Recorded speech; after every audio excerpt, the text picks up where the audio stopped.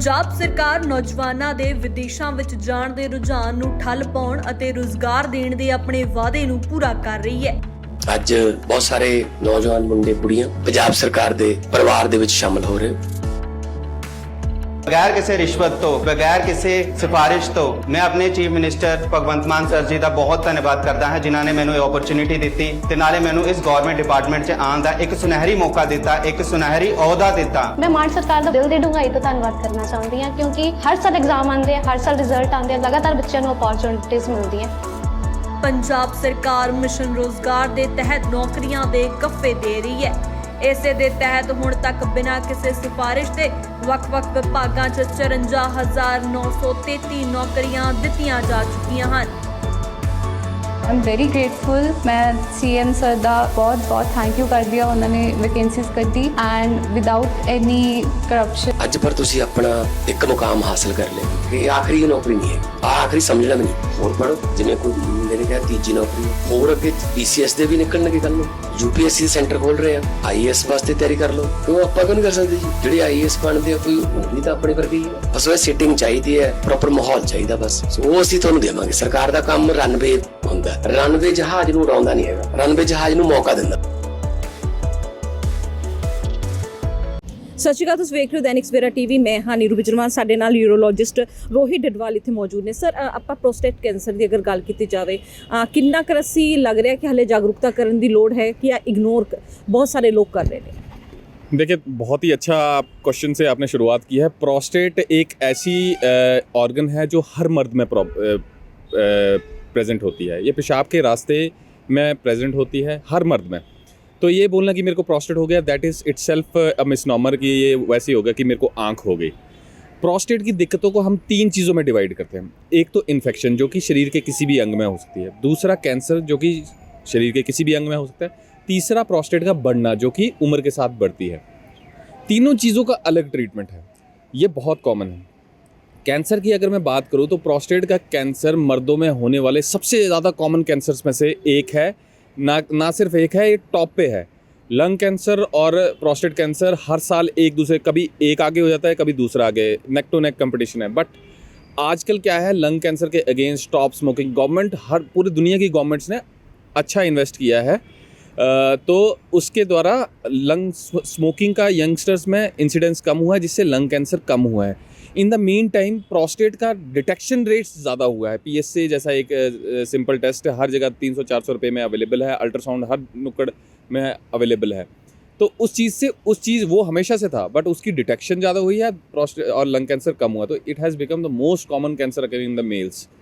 सो इसकी जागरूकता हर मर्द को, हर फैमिली में होनी चाहिए। आपके द्वारा मैं यही बताना चाहता हूँ।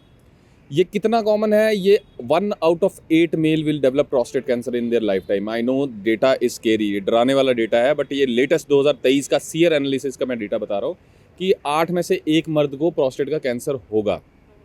उससे घबराने वाली बात नहीं है। उसका पूर्णतया इलाज है। उसका पूर्णतया इलाज आज से 20 साल पहले भी आ गया था, और हो सकता है आज से 30 साल बाद भी मैं यही चीज़ बोल रहा हूँ। उसका पूर्णतया इलाज 100% इलाज है। Early detection and early treatment. Early detection के लिए आपको क्या करना है, जो भी पेशेंट, जो भी पर्सन है 50 साल से ऊपर, साल में एक बार ज़रूर PSA, एक खून का टेस्ट होता है जो कि हर जगह पे अवेलेबल होता है 300-400 रुपये में। तो PSA जो है साल में एक बार ज़रूर कराएं अपना।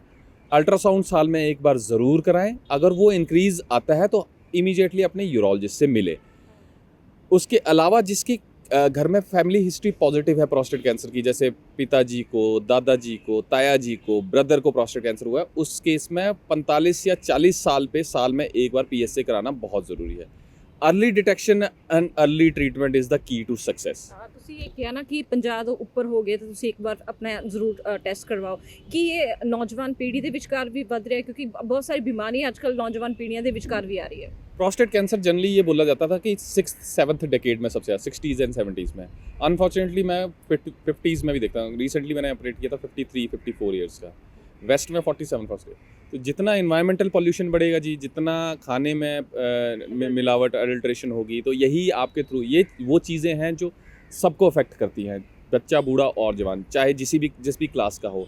हमारी ये जिम्मेवारी बनती है कि हम अपनी इन्वायरमेंट को, अपनी आसपास की जगह को क्लीन करें। बाय डिफ़ॉल्ट मेरे को ये एक चीज़ बुरा लगता है कि हम हिंदुस्तानी जो हैं, हम सारे हम थोड़े ढीले हैं। तो ये चीज़ हमें छोड़नी पड़ेगी, पॉल्यूशन को कम करना पड़ेगा, अग्रेसिवली इसकी तरफ हमें जाना पड़ेगा। और ये हर ना सिर्फ मीडिया वालों का काम है, हर इंडिविजुअल का काम है, क्योंकि ये हर चीज़ बच्चे, हमारे बच्चों को, हमारे बुज़ुर्गों को, हर फैमिली मेम्बर को ये चीज़ अफेक्ट करती है। अच्छा, अर्ली सिम्टम्स की हैं? जी, सो प्रोस्टेट के सिम्टम्स होते हैं, जैसे मैंने बताया, पेशाब के रास्ते में ये प्रॉब्लम होती है, तो इसके बढ़ने से पेशाब की दिक्कतें आती हैं। तो रुक रुक के पेशाब आना, पेशाब बार बार जाना, रात को बार बार उठना, पेशाब की धार का कमज़ोर होना, अर्जेंसी, फ्रीक्वेंसी, ये सारे सिम्टम प्रोस्टेट की प्रॉब्लम की तरफ बताते हैं। ज़रूरी नहीं है ये सिम्टम आ रहे हैं तो आपको प्रोस्टेट कैंसर हो गया। There is a non cancerous enlargement of the prostate which is known as BPH, benign prostatic hyperplasia, जो कि एक नॉन कैंसरस एनलार्जमेंट है। वो 70% मर्दों में 70s में होती है, इन दिस 70, 71, 72 में 70% मर्दों में होती है। तो उसकी इसमें सिंपल एक दवाई से हम इलाज कर सकते हैं। उसके अलावा हमारे पास अब बहुत सारा ज़्यादा पद्धतिज़ आ गई हैं, बिना सर्जिकल ट्रीटमेंट्स। अब एडवांसमेंट बहुत हो गई है, तो अभी हमारे पास everything is available in our centre. अच्छा, जो आज की उस पर गल की असी रिज्यूम दी ये थेरेपी की है, तो इस थेरेपी का कितना ज़्यादा लाभ मिलता है? देखिए, रेज्यूम इसे वाटर वेपर थेरेपी भी बोलते हैं। तो इसके असर के लिए मैं आपको थोड़ा सा एनाटॉमी बताऊंगा। प्रोस्टेट जो है पेशाब के रास्ते के बीच में सिचुएटेड होती है। पेशाब का रास्ता उसके बीच से निकलता है।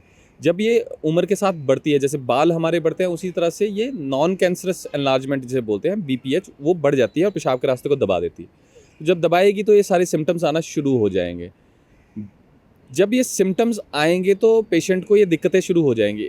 ये सिम्टम्स को डिटेक्ट, जैसे पेशेंट को ये सिम्टम आते हैं तो उनको कुछ अल्ट्रासाउंड, PSA, यूरिन कल्चर, ये कुछ बेसिक टेस्ट होते हैं, या किडनी फंक्शन टेस्ट ये करने पड़ते हैं, ताकि हमें देखना है कि किडनीज़ में असर तो नहीं आ गया, या प्रोस्टेट में कोई दिक्कतें ज़्यादा तो नहीं है, या थैली तो नहीं ख़राब कर दी। वो जब टेस्ट के ऊपर हम डिसाइड करते हैं कि पेशेंट को क्या ट्रीटमेंट मिलेगा। पहले हमारे पास ऐसे होता था कि दवाइयाँ डालो, दवाइयों के बाद सीधे अगर असर नहीं आ रहा है या फिर पेशेंट को कॉम्प्लिकेशन हो रही है तो सीधे सर्जरी कर दो। सर्जरी करने से ये होता है कि आप काट के उसको निकाल रहे हो, तो ब्लीडिंग, इन्फेक्शन, पेशाब के रास्ते का सिकुड़ना, लीकेज होना, ये सारी चीज़ें होती थी। ये अभी भी होती है। सर्जरी अभी भी काफ़ी पॉपुलर है। अब रेज्यूम एक वाटर वेपर थेरेपी एक नई, अपने तरह में एक नई पद्धति आई है। उसमें हम कोई भी चीज़ काटते नहीं है, उसमें हम पतली सी दूरबीन डाल के प्रोस्टेट के अंदर वाटर वेपर्स के इंजेक्शन लगा देते हैं। 2 मिनट का ये प्रोसीजर है। इसमें किसी तरह की दर्द नहीं होती, ब्लीडिंग नहीं होती। दर्द ब्लीडिंग नहीं है तो उसको किसी तरह का एनेस्थीसिया या फिर एडमिशन की भी ज़रूरत नहीं होती। हम 2 मिनट में प्रोसीजर करते हैं और पेशेंट घर चला जाता है 1 घंटे के बाद खाना खा के। जी, बहुत बहुत धन्यवाद। असी यूरोलॉजिस्ट रोहित ढडवाल नाल गलबात की सी, जानिया कि आखिर जो है ये जो प्रोस्टेट कैंसर है या प्रोस्टेट है, इसनूं किवें रोकिया जा सकता है, रोकथाम किवें करते, रिकवरी किवें हो सकती है। कैमरामैन अनिल दे नाल नीरू बिचलवान, दैनिक सवेरा TV।